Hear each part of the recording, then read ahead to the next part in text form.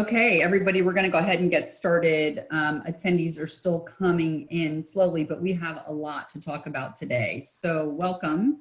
I am Kelly McDevitt, the president of the Integrated Benefits Institute. Thanks for spending an hour of your very busy days with us today. We're going to talk about something that's very, very near and dear to, I think, everyone's hearts, and that is caring for employee caregivers. For those of you who are not familiar with IBI, we are a nonprofit research and educational member organization. We have a clear focus on the relationship between health, productivity, and business goals. I'm not going to spend a lot of time on IBI today. We'll send you follow-up information afterwards because I really want to get to our very esteemed panel today of employers to talk about this issue. Obviously, we are all in a place today where we are all caregivers of some sort. And so employers are faced with this like never before, this idea that everyone is at home with children and parents and dogs and spouses where we're also working at home and all the pressures related to that. While some employers were contemplating this challenge before COVID, I think now it's just exacerbated to the point where everyone needs some help, some relief, and 10 arms and another 10 hours in the day. So without further ado, I'm going to introduce both Dr. Brian Gifford, who is the head of research here at IBI, and Dr. Nicole Nicksic, who did this research for IBI, and then our panel. Our panel includes Julie Wilkes, who's from Accenture, Kate Neer from Ashcroft, and Lane Thomas Conway from Alight. These are employers who actually started contemplating this before COVID and whose solutioning around these issues has really sort of come to fruition with COVID and thinking about what to do next to support our caregiving employees and their families who are also caregivers. So without further ado, I'm going to turn it over to Brian and he'll talk about the research cycle here at IBI and how that works. Great, thank you, Kelly. I just want to say a little bit about how IBI came to this topic of caregiving. So to Kelly's point, IBI is a small organization, but what we really are the hub of a network of professionals who are focused on understanding the investment value of a healthy and productive workforce. And as part of our agenda setting cycle, every year IBI will gather representatives from its 40 research committee companies. These companies comprise all different parts of the market. Sometimes they're competitors, sometimes they're sitting across the table from each other, negotiating benefits, negotiating prices, and so on. A real diverse group of companies. And every year we get them together to identify for IBI urgent and over-the-horizon health and productivity challenges for employers, ways that IBI can bring new information to the table and really make a difference. So back in October 2019, when we had our last research committee meeting, this topic came up from a core group of these members who proposed this topic of employees who are balancing work and caregiving responsibilities. And what they really wanted IBI to produce was a research approach that would make this issue real for employers by focusing on how caregiving can make it more difficult for employees to contribute fully on the job, either because they're distracted by their caregiving responsibilities, stressed out by their caregiving responsibilities, or they're neglecting their own health.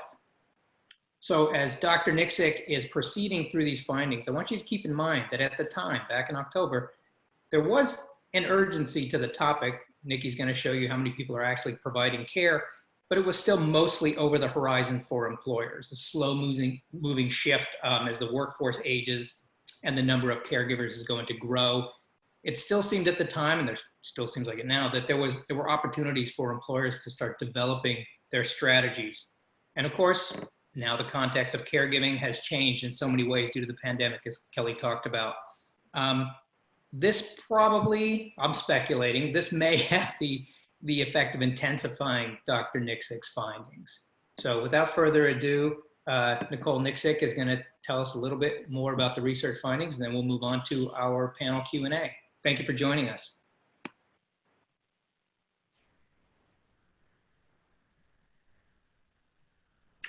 Oh no, my slides are not up anymore. Oh, here we go.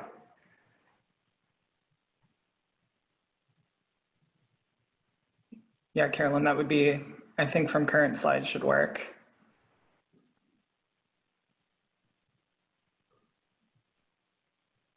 Or we can do it the good old fashioned, not fully in presentation mode too, just to get through a time. So thank you, Brian and Kelly. I'm gonna go over some of the findings today, and I'll just keep talking while they keep going through the presentation mode on PowerPoint. But there's a link there for the report if you haven't had a chance to get through it yet. I'm gonna give you kind of the grand summary of findings with all the details in the report. So the report's kind of the book version, and I'm gonna give you the movie version today. So we really kind of wanted to look at 3 different main research questions. So what caregiving looks like in the workforce, how that impacts well-being and work, and then the policies that we have in place, how is that helping with the balance between work and caregiving? Perfect. So if you have to step out for the next 9 minutes, this is the one slide that kind of gives you everything and what I want you to take away from my 10 minutes with you. So nearly 1 in 5 employees provided care to an elderly family member. And when it came to actual caregiving duties, employers that provided more hours of care really affected their well-being as far as strain and stress and health. And they also were taking more leave. And then looking at the actual kind of activities and duties of caregiving, everyday activities like bathing and feeding and dressing. And then these household activities were more like managing finances, housework, meal prep, arranging transportation. Those also affected strain and stress in different ways. But yet we're seeing that these household activities further impacted work. And then having these traditional workplace policies in place, they allow people to take time off when they need it, but they don't necessarily address these caregiving duties. So while time off and flexibility and different policies are helpful and they should be available and they're important, also employers need to consider expanding on these and on their benefits and really kind of targeting caregiving specific solutions that can address some of these household activities and help with this balance. You can go to the next slide. Thank you. So, said caregiving is prevalent in the workforce. We're seeing that 18% of employees are providing care for elderly adults. And while everyone's workforce can look different within the population, we're seeing that it's most common among women, those that are 45 years and older, and of white and Black race. And so caregivers compared to non-caregiver employees are more likely to use leave and also need leave but not able to take it. And when we're looking at those reasons that really do affect well-being, we're seeing that caregivers are more likely to take leave to help with ill family members and provide care. And we're seeing that non-caregivers are more likely to take vacation than caregivers. Next slide, please. And so what does caregiving look like? When it comes to setting of care, caregivers are mostly providing care within the recipient's home, but 1/3 are providing care within their own home. And for hours of care, about half are providing care under 8 hours a week. But I really wanna point out that 25% of caregivers are providing 21 hours or more care a week. It's kind of like working 2 jobs. But really to highlight these activities at the bottom here, when we think of caregiving, we traditionally think of these everyday activities of bathing and feeding and dressing, but we're seeing that nearly half aren't really performing these. Yet these household activities, nearly every caregiver was performing these different activities that I mentioned of managing finances and transportation. In fact, 60% are performing 4 or more of the 7 that we looked at. Next slide, please. So when it comes to these caregiving activities and their impact on well-being, we're seeing that everyday activities are affecting physical strain and emotional stress, but 2 different aspects really kind of stick out here, and that's the household activities and the hours of care that you provide within a week. So household activities, when you increase the number of those, you're also increasing your physical strain, your emotional stress, your financial strain, and same with hours of care, but we're also adding on to that poor health status as well. Next slide, please. So how in turn do these different caregiving activities affect work outcomes? Once again, we're highlighting these household activities. The increased number of these really are affecting the incidental absence that we kind of define these as coming into work late, leaving early, taking a few days off. And not only that, but they're affecting productivity in the aspect of turning down a promotion. Hours of care, not surprisingly, when you have more, you're also more likely to take leave. And then I also wanted to point out that increased financial stress and worse health status was also linked to having a performance or an attendance warning. Next slide, please. So when we're looking at these traditional workplace policies, you found that this population had 39% had any one of those policies in place, with flexible hours and paid sick days being the most prevalent.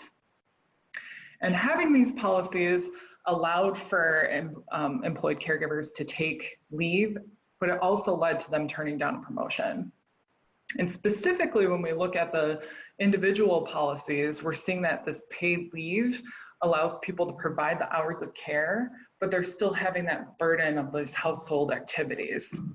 So in other words, whether or not an employer provides generous amount of time off or allows for schedule policies, this household activies, the financial stress, that poor health status, the things we saw in the previous slide are still leading to this incidental absence. Turning down a promotion or receiving those sort of warnings for absence or performance. Next slide, please. 12.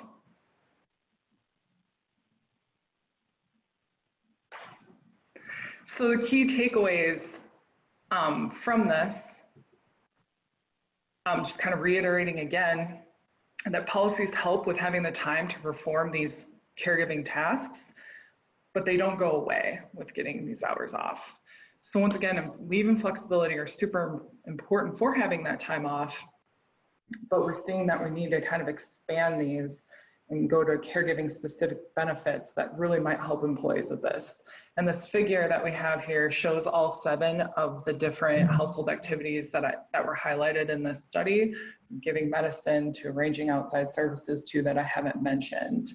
So in my last slide, go to the last slide that I have, the guidance for employers. There we go. Kind of brings to another shameless plug to read the report if you haven't already. It'll go into more details and numbers if you think they're fun on what I spoke about today.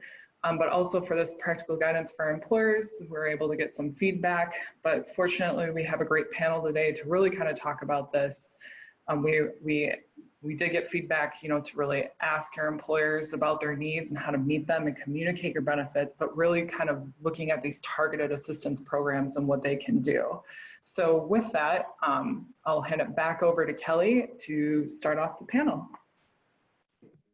Thank you, Nikki, very much for the hard work and the good research that's been done and the observances that we've come up with. I think in order for us to always practically talk about these subjects, you all as employers and suppliers want to hear from the people who are putting this into practice. And so I don't want to take a whole lot of time with teeing up questions because I think that I already see some coming in before we even started the panelist discussion.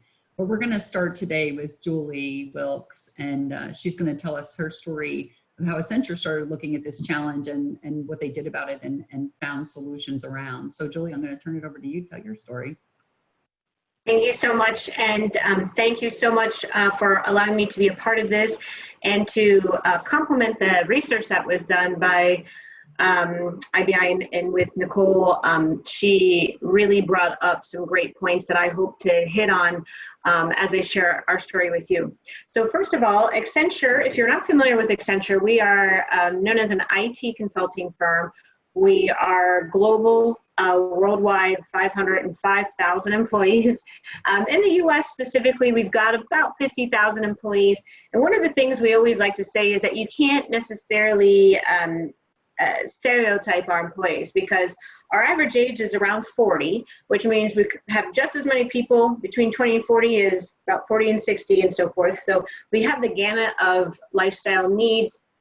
We have the gamut of different milestones in people's lives that we need to meet them where they are and what they need in that time, from just starting out after school to potentially, creating a partnership or a marriage, potentially having children, potentially then also taking care of their relatives, buying houses, changing their schedules, and then everything else that goes along with it. But the other thing that is unique within our demographic is that we have just as many people who are out on the road traveling, not right now due to COVID, but the lifestyle is typically that road warrior going out to our client sites on planes, trains, and automobiles.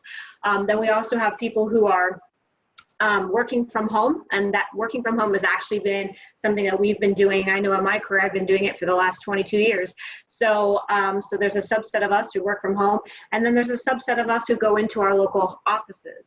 And so with not only knowing that just the age, average age, as well as the different work styles that we need, we have to provide a holistic view of well-being options in order to meet our people where they are, how they are, when they are. I always like to say Accenture on our best day is when our employee is on their worst, because it's great to celebrate with our employees when great things are going on in their lives and to be there for them and to be this strong company that can cheer them on.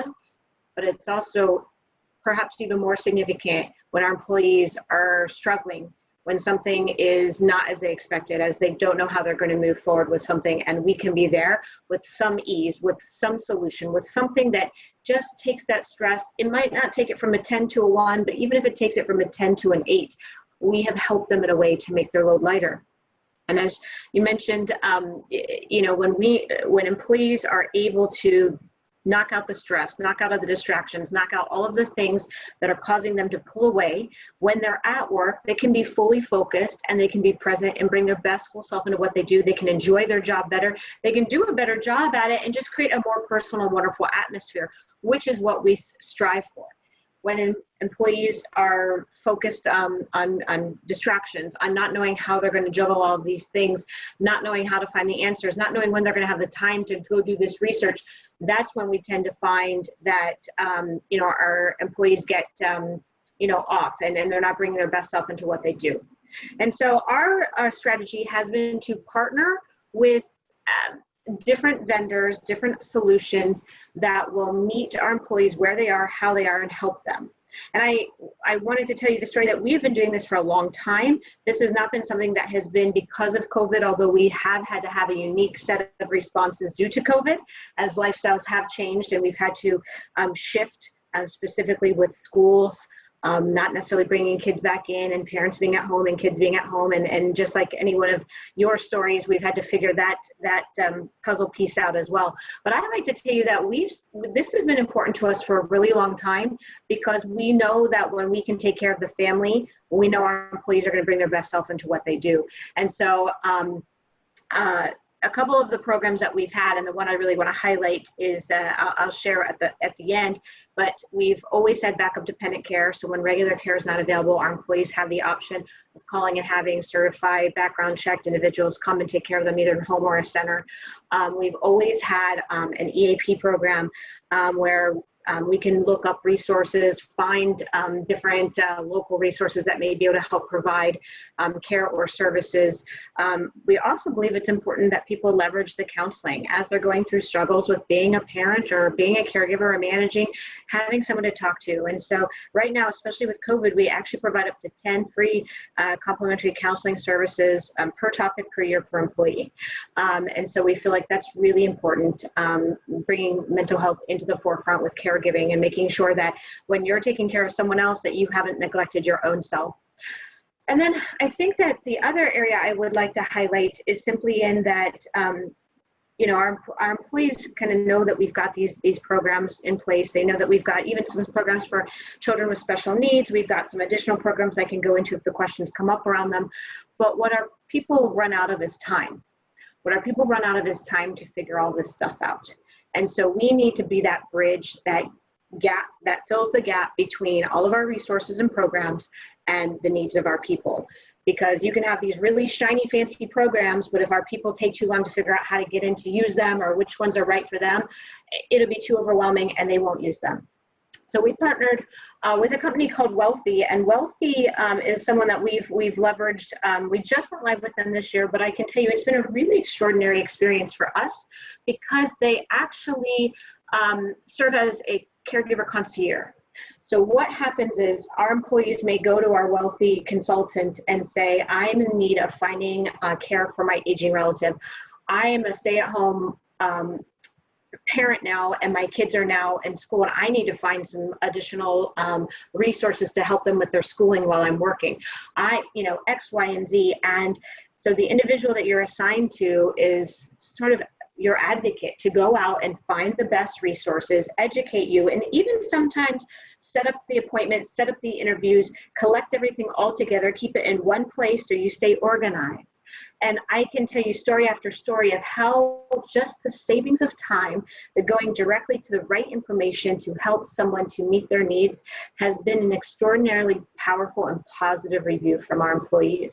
They're so grateful. And I think that, one of the things I want to mention is when we ask our employees what they need more of, do they want to be paid more? Do they want more bonus? Do they want more childcare? Do they want more? They say, figure out how you can give me more time. That's what people value. Give me more time to do things that are meaningful for me. And so that's one of the things that, we look to when looking at childcare, and especially now in this very challenging world of trying to figure out how to blend everything when sometimes we don't want to bring people into a house. Sometimes, the center-based may close down, and all of the different challenges that parents are facing right now. Saving some time, saving some research, trusting someone to help you to make good decisions, to take the stress off, well, it's very powerful. And so I'll be very happy to answer any questions that the group has out there. But I wanted to tell a little bit of our story and maybe just give one more example to share with you that we really find that the holistic approach is key. Caregiving, we believe, is a part of well-being. If you are distracted by not being able to provide for your children, you're not going to feel your best, and it's going to have a ripple effect on how you take care of yourself, how you take care of your team, how you take care of your company. And that we also believe that not only do you have to have shiny programs that look good and attract employees to feel like there's not a big brother agenda, there's not something else going on, but this is truly for them, but also that helps them to quickly, easily, conveniently connect. I know our people will not spend a lot of time on something, so it has to be where it's easy to understand. We actually have a view that if there has to be a video made on how to use it, it's too complicated. It should be that simple. So, and I can tell you, a couple of really quick stories. We've ended up saving some of our employees hundreds of thousands of dollars by using Wealthy, because they will have medical bills from a spouse or a partner who's gotten incredibly ill, and Wealthy will go in and help collect the financial documents, work with the legal teams, work with the hospitals to really decide what their proper billing was. So saving tons of financial money that actually took one of our employees from being in a detrimental state of financial debt to not really having much debt at all when it all got worked out. We also know just the organization of helping someone to stay connected to all of their different files and resources can be incredibly helpful. And a lot of our employees share how much they're grateful that somebody will collect that all in one place and keep it for them. And then lastly, I think that just when we're times of crisis, when we're really feeling, sometimes we almost feel like we lose hope. If we have a sick child, if we have a sick partner, if we have someone who we just don't know how to help them, and we would give the world to help them. When you have an advocate who can give you state-of-the-art, best-in-class practice advice, it gives you the confidence that you're doing your best. And I think that that's all our people want, is to do their best for their family and to make the time and show up for them in ways that are meaningful. So there's a little bit of our story. I will be very open to answering some questions, but I definitely want to pass along to my colleagues as well. Yeah, thank you so much. I do want to ask you one question before we move on to Kate. Talk about why you think that a program like Wealthy is more effective and maybe more open for employees to use than a traditional EAP. And so there's a benefit to any program, and I think every company has a slightly different culture of which different programs are going to melt within the fabric better. EAP is certainly a great program, very well known, and they've been around for a long time. Confidential, can go call in and get counseling resources and so forth. But I think what Wealthy has done is sort of take that same type of approach, but make it really personalized. So you have your counselor, you have your advocate, you have your individual who you say, I am just not sure what I need to do here. Can you help me? And within a day, they come back to you with everything organized, everything lined up. Here's the questions you need to be asking. Here's the things you should be thinking about. Here are the options you can be looking at. Here's the things that we recommend. Here's the laws or guidelines you should know. And I think knowledge is power. Having someone that you know is an advocate who doesn't have an agenda, doesn't try to sell you anything, isn't trying to have you do anything more than just get yourself together so that you can make the best choices. I think it's really powerful, and our people really appreciate that. Great, thank you for that. I know, we've all struggled for years. We all believe we have great EAP programs, but the stigma attached to them and employees worry about a program that comes through the employer sometimes keeps people from having access to those products and programs. That was great. Thank you so much, Julie. We're going to move on to Kate next, and Kate is going to talk about her challenge and solutions at Ashcroft. Hi. So I'm the HR manager for Ashcroft. We are a manufacturing company in Connecticut, and we have a diverse workforce in that we have about 400 employees in the United States, about 1,200 globally. And our workforce here in Connecticut is divided. We have about 175 salaried employees who are more white collar, but then we have 225 factory employees who are also part of 2 different unions. So a lot of what goes along with a union workforce is a little bit of, why are you giving me something that I necessarily didn't ask for? And if we're giving them something, what are we asking for in return? So a lot of it was, we first rolled out Wealthy, we use Wealthy. We first rolled them out to the salaried group. It was easier for me to justify within the budget because we got rid of an EAP that we were not using. We get monthly reports from them, and I think we had 1 sign up per year. And a lot of that was employees are extremely paranoid that we're getting the calls and knowing what they're calling in for, and it was just not being utilized. So we used that budget to bring on Wealthy, and we brought them on in the beginning of 2019, and then 2020 we brought them on for the union. And we really wanted employees to use this benefit. If we're paying for it, we want you to use it. So we had Wealthy come on site. There was a rep here for 2 days, and she did presentations every hour on the hour. And we just fed every single employee through. We mandated the meetings, and everyone got to see what Wealthy did for you.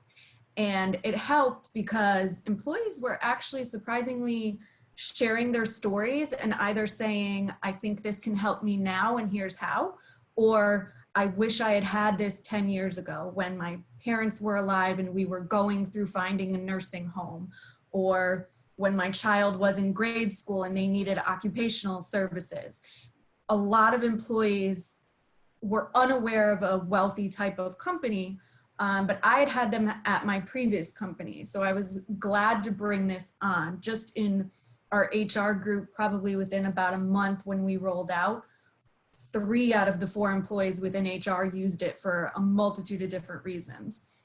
And with our union group, it's very different because they obviously have a contract and their time off is limited.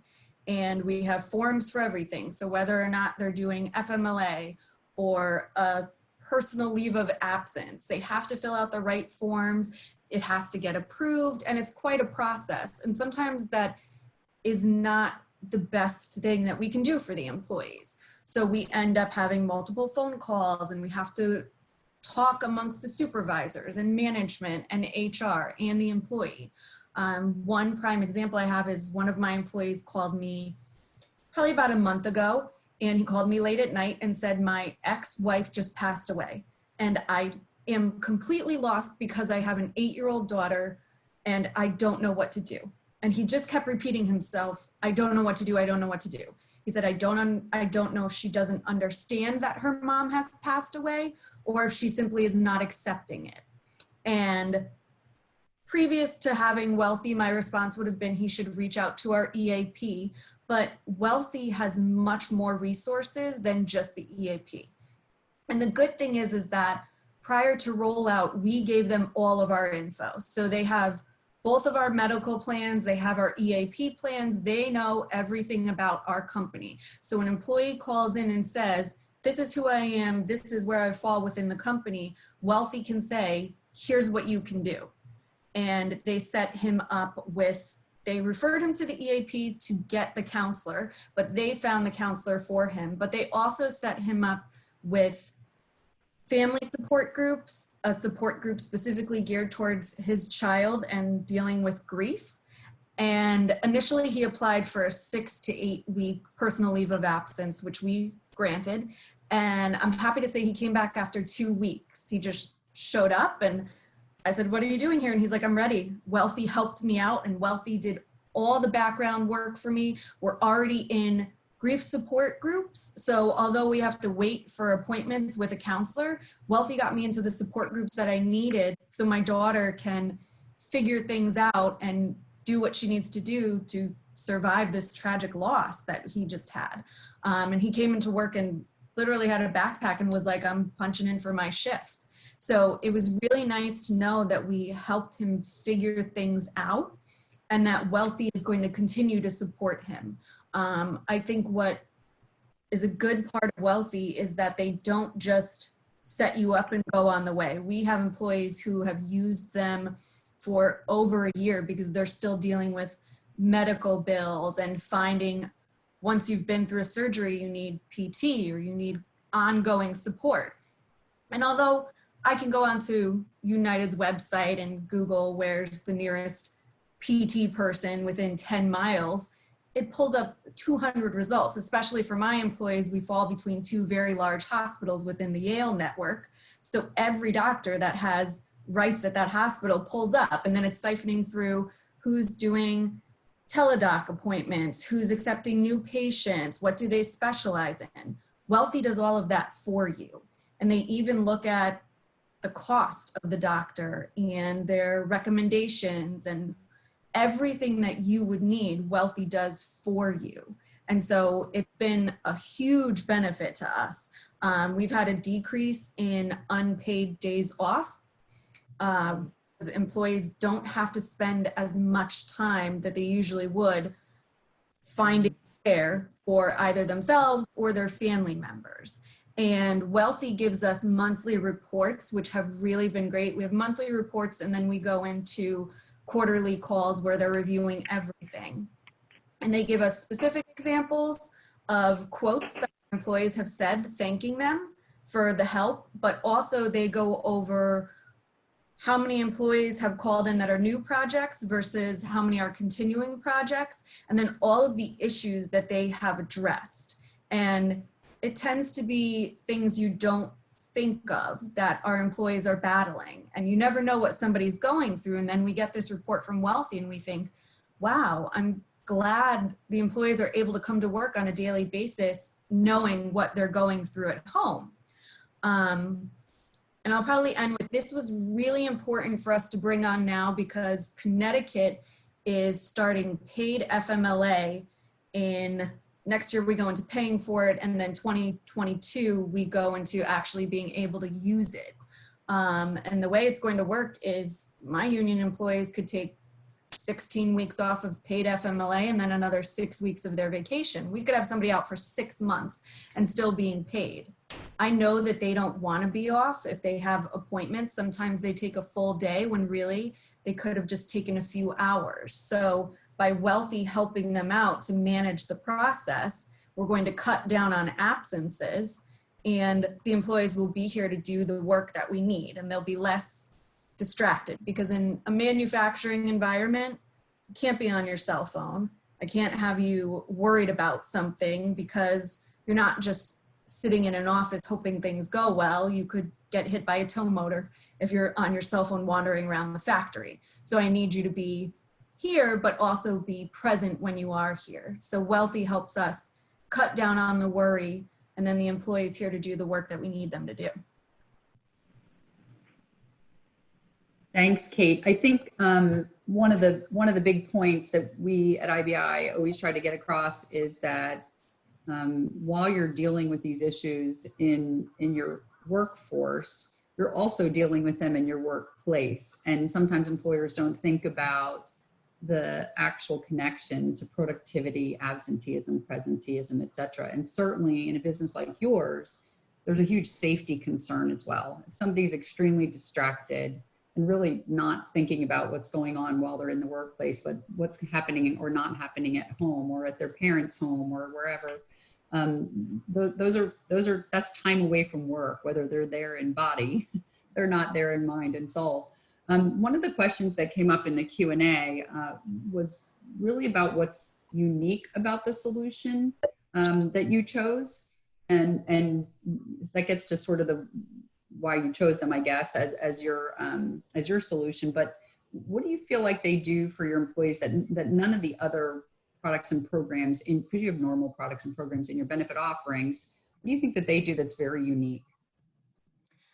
I think that Wealthy runs the gamut. Instead of just offering elderly care and saying this is what we do, they do concierge services for everything and anything. We've had employees just say, I'm moving. I don't have time to sit here and look for a moving company. And Wealthy does that for them. And we have the teacup effect where we have a good amount of employees who are under 30 and a lot who are over 50. I have an 82-year-old still working in my factory. So we have employees that are all over the place. So we have people caring for elderly parents and then younger employees who are caring for on the rise autistic children. So we have Wealthy here that can do everything for us because United miss with the services they offer, and so is Aetna. Our union has Aetna, and the EAP is limited in what they will and won't do. So Wealthy does everything for us, and the employees are oddly not paranoid about Wealthy as they were about the EAP. They are very open to dealing with Wealthy, and it's just been I drank the Kool-Aid with Wealthy. I would use them anytime. Great, thank you so much, Kate. Okay, we're gonna move on to Lane Thomas Conway from Alight. And Lane has a little bit of a different experience in the role that she plays at Alight, but we're obviously was faced with the same challenge with caregivers in her workforce and looking for a solution to help Alight figure it out. So I'm gonna turn it over to Lane.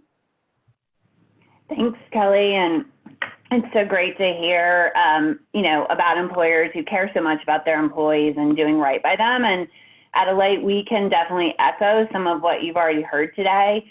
But we also do bring a unique perspective to the caregiving conversation. So let me introduce myself. I'm Lane Thomas Conway. I'm a VP and Total Rewards product leader in the consumer experience practice at Alight. And I'm one of our experts in the space of total rewards and talent.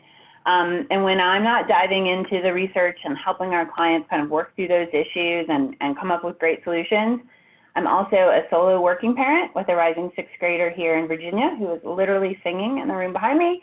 And I'm virtually taking care of my parents in North Carolina.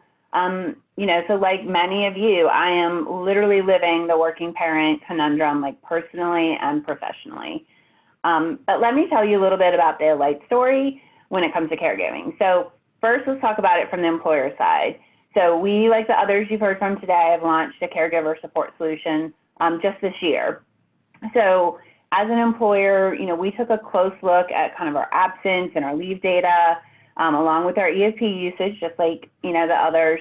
And, we knew we had an issue. It's important to note that of our 15,000 employees, we're 65% female. And we all know that, women shoulder the majority of the burden when it comes to caretaking.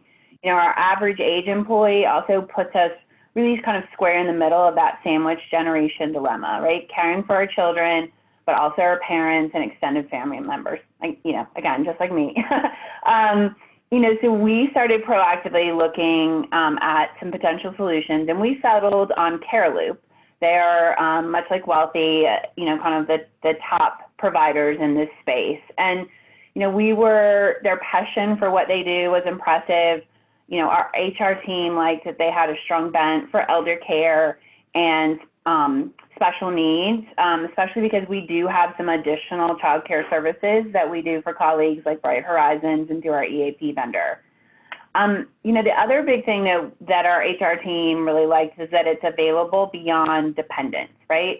Community plays a big role in our core values, and we understood the impact of caregiving beyond your household, right? So, in-laws, aunts, uncles, nieces, nephews, close friends, right? Your circle is what you make it in today's world. And we wanted to support those non-traditional relationships and really break down the barriers when it comes to supporting the people in our colleagues' lives, whether they're co-parents or partners or friends and neighbors who feel like family. And I know for me, right, in the past decade, I have been, primarily responsible for taking care of two in-laws, a step-parent, a parent, a child, and a spouse with a chronic illness, right? And so all of those things really can weigh on the individual, and we wanted to kind of recognize that. We just launched in April, right? So great timing. And we've seen a steady climb in cases, and we expect that to jump again as the pressures of the school year really take hold. And we know based on our FMLA participants with approved intermittent leave to deal with childcare that this is a real issue, and we want to be proactive about meeting those needs so that taking a leave isn't the only answer. So that's kind of the employer part of that, much like what Kate and Julie shared. But secondly, as the HR team was kind of looking at the solution for our colleagues, our Light Partner Network team was in the midst of negotiating to bring a caregiving partner into our network because we saw the business need for our clients, right? So like the research you saw today, we were taking a look at the current state of the market, and we saw a gap when it came to helping clients deal with absenteeism, loss in productivity, and even healthcare costs for caregivers. And the traditional benefits and EAP providers weren't just offering that specialized level of care and support, and that care for the caregiver that you've heard about, right? And so we know that employers are recognizing those costs and that caregiver well-being is an issue. We surveyed employers in July, and the number one impact when we asked about, what's the impact of remote learning on working parents in your workforce? And the number one thing people said was mental, emotional well-being and stress levels, with 92% of people saying they saw this having at least a moderate impact on their people. 92% is really big. So we can all agree that the stress of this is real. Our Light Partner Network, the mission there is really to kind of sift through the ecosystem of all the vendors and digital benefit providers to provide this curated set of vendors, that are based on, technology and integration and security and applicability.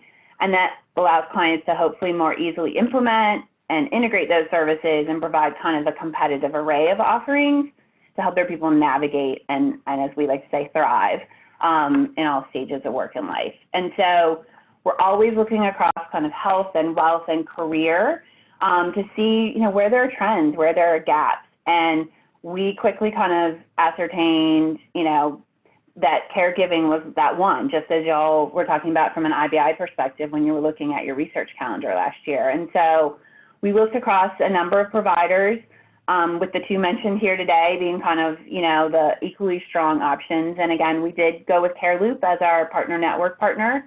We saw their solutions as top notch, as we talked about the kind of deep expertise, and it was really synergistic to our own navigation model that we use with clients from that kind of dedicated coaching. And again, you can get that with CareLoop and with Wealthy.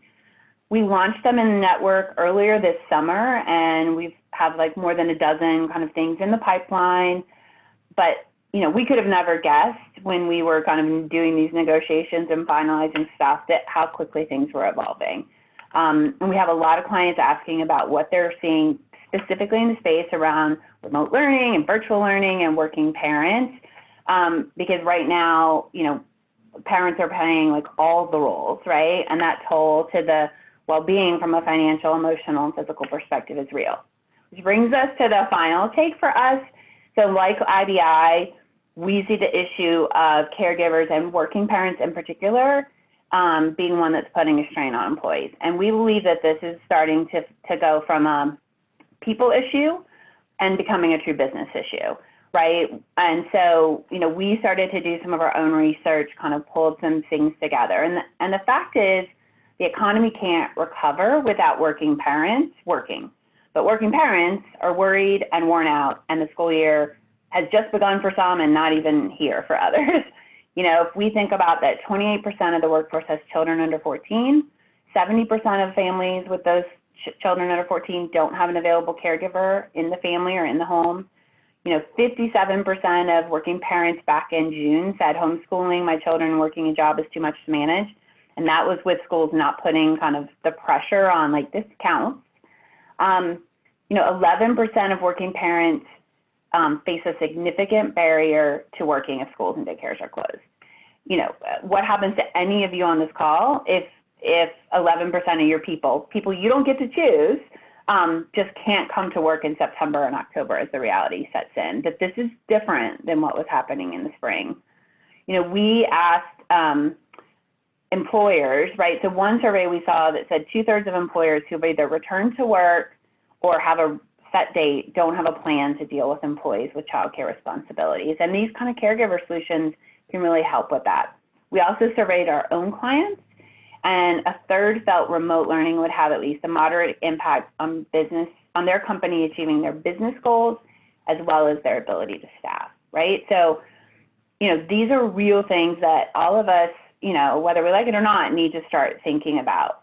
On the flip side, we do a mindset study that I'm the co-author of, and we ask about employees, and we were able to put this into the field in July.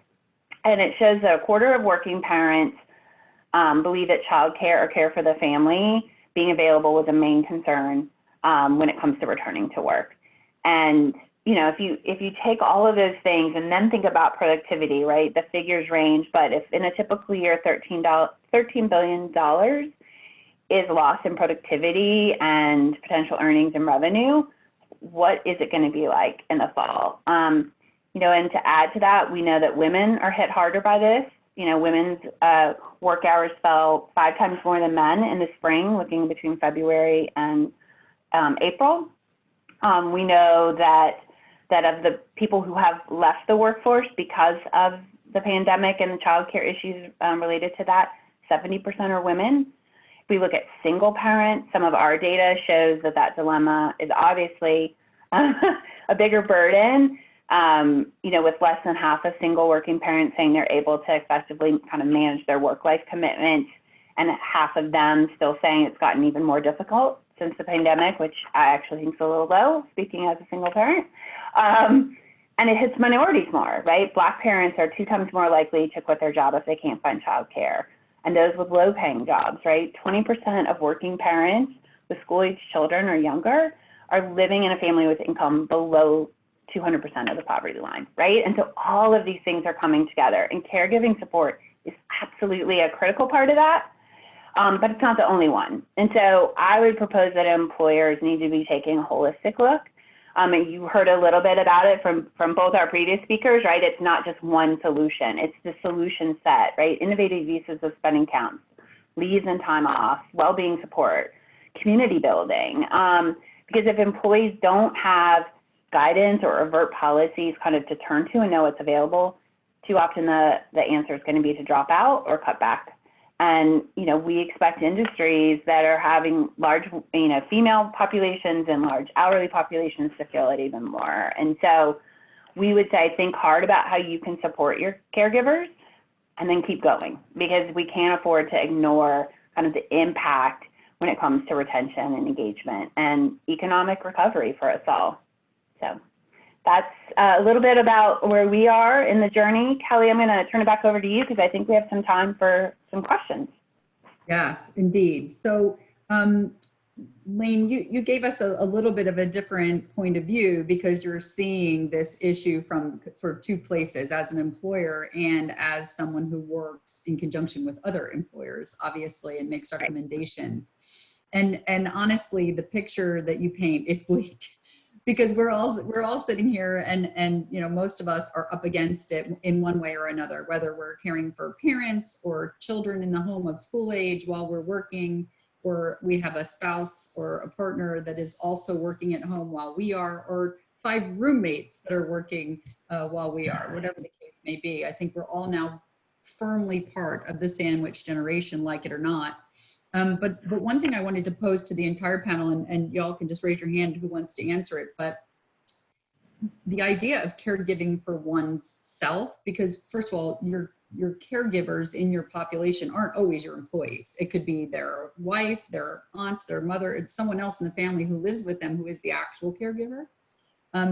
What are you doing to propose, and are your vendors helping you with this, or do you use other programs to propose solutions for actual physical caregiving for oneself? Because I think the really close relationship right now between these caregivers' mental health and their physical health is super tight right now.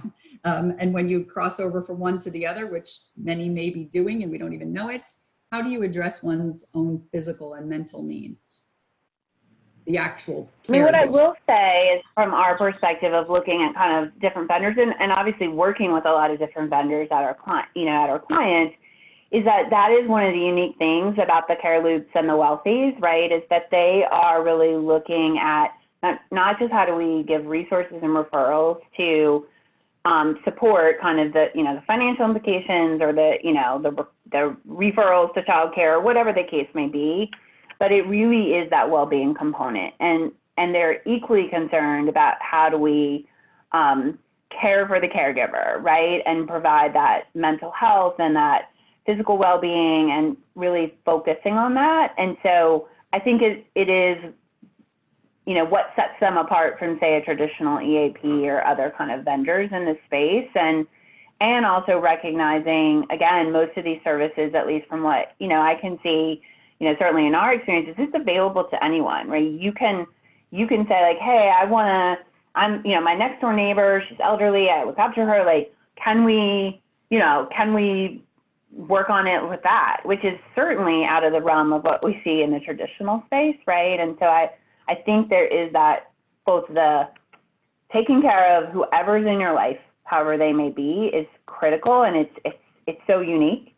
And then secondly is, you know, in talking with our partners at Care Loop, right, about all the things they're doing to say, hey, let me take a moment and ask, like, what are you doing about yourself? And as somebody who, you know, as I said, has been caretaking for a lot of people over the last 10 years, like, that's the first time that anybody's really, you know, taken the time to think about that.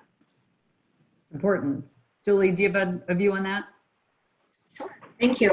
And that was great, Lane. I loved hearing about that from what you guys are doing. I'd say that some of the perspectives we have are that we try to build those conversations into our performance ongoing discussions. So we feel that it's really important that the person you have an ongoing relationship with checks in with you as how you are, just as much from a well-being perspective as from a work perspective. So, you know, we sort of pitch out sample questions that need to be asked as you're meeting monthly regularly with the people that you are a career counselor for. And so one of the things we really encourage is if somebody is giving their time, is a caregiver, that our career counselors are armed with all of the resources to help them to seek additional care, knowing of all of our programs, because oftentimes, you know, as an HR professional, we know all of our programs, and sometimes we forget that it's not top of mind to all of our employees. And so making sure that the people who could have those conversations do. We also have something that we've created called Mental Health Allies, where they are aware of just, they're trained to be able to say the right things to help people to not feel there's a stigma attached to seeking support and self-care. And so sometimes that will come up, or they may be someone that maybe my partner is the caregiver, and my colleague who's a mental health ally notices that I'm struggling and kind of mentioning my partner is working so hard, and you know, the mental health ally would be likely to give me some suggestions on how I can help my partner. And so that's, you know, we're trying to arm our employees with materials to be advocates, to get people into the right space. And the last thing I'd probably just mention is that with caregiving, we do open up our counseling services, and we've just actually, we're about to launch another virtual counseling platform for our people, just to find more ways to reach people in ways that they want to be reached. And we open those up for our family members too. So when the caregiver is the partner, is someone else, that the family is able to take advantage of those services. Great. That's a great answer. And I think now more than ever, products and programs are becoming more available to the entire family, whomever that family is made up of. Speaking of, it takes a village. We did just have a question that I thought was a really good one. Have you heard of, or are any of you considering establishing ERGs? They refer them to, I hear people talking about pods, but employee resource groups for caregivers. Kate, do you have any information, or have you all talked about that? Done them a few times. It's more like during lunchtime, the employees can group together based on needs. We just find that, again, that paranoia tends to set in that they don't want everyone to know what's going on. So we like to have a third party available, even especially, I like to hear what people have to say, but as soon as HR steps in, they're terrified and think something's happening. So we tend to stay away from those. I think a third party is better because they aren't worried about, is this somehow going to affect my employment? Right, sure. To be the worry they have. Yep.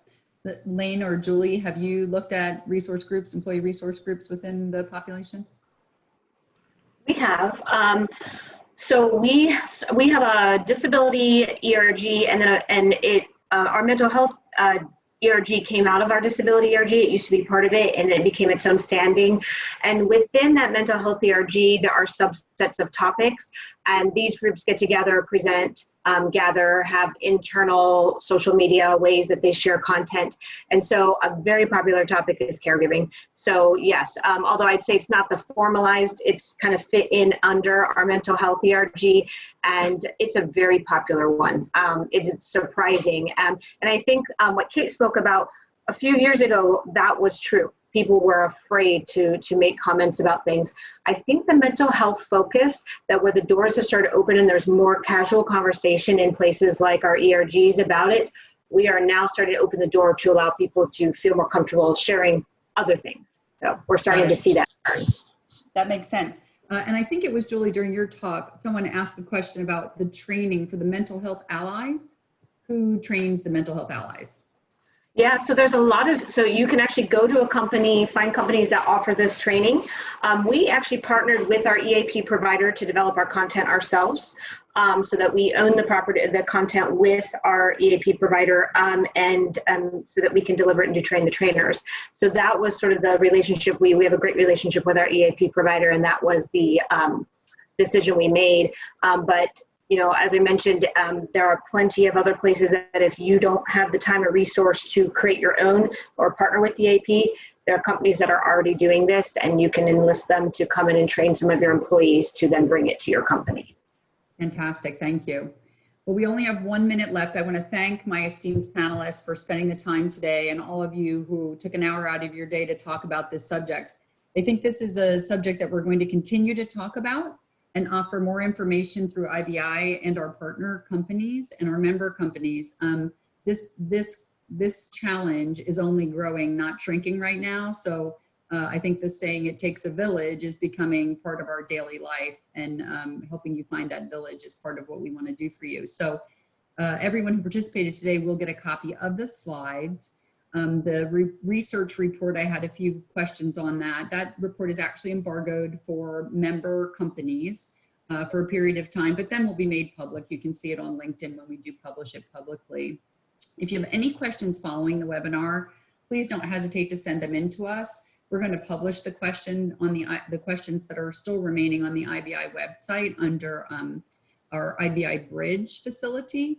And so any employer or supplier can come in and actually ask and answer those questions that you have. So without further ado, I'll let you all get back to your day. Thank you and be well.